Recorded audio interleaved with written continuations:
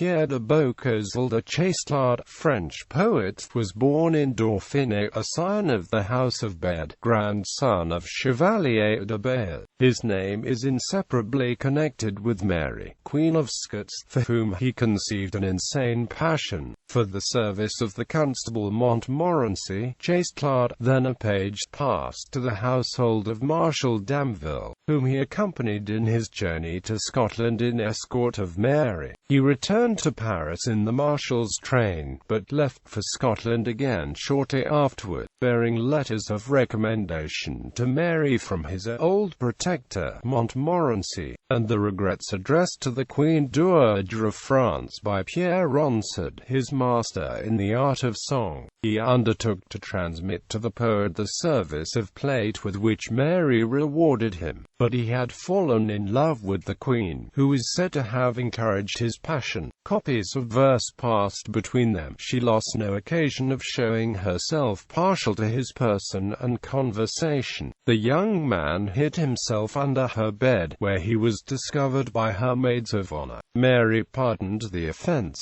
and the old familiar terms between them were resumed.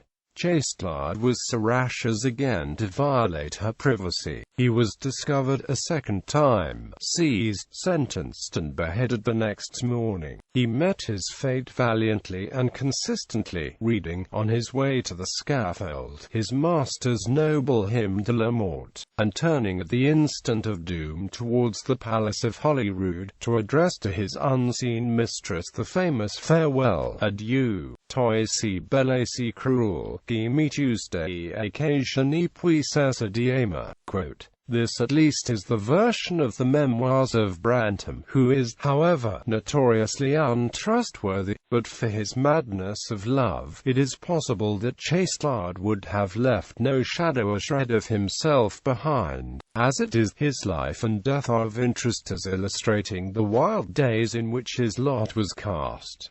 Randolph's account. The English diplomat Thomas Randolph described the arrest of Chastelard in his letters to William Cecil. He notes Chastelard as a servant of Monsieur Danville. When he arrived in Scotland in November 1561, Mary showed him her favour by letting him ride a horse that was a present from her half-brother Lord Robert Stewart. He gave her a book of his own poems. On the 14th of February 1562, St. Valentine's Day, Chastelard was discovered in the Queen's chamber under her great bed at Ross End Castle at Burnt Island. Mary ordered her half-brother the Earl of Moray to execute him on the spot.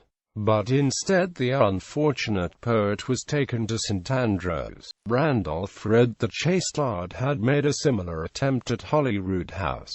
In his defense, Chastelard claimed he had been caught in the Queen's privy, but witnesses insisted he was under the bed. He was beheaded a week later at the market cross of St. Andrews on Market Day. Mary was consoled by the company of Mary Fleming.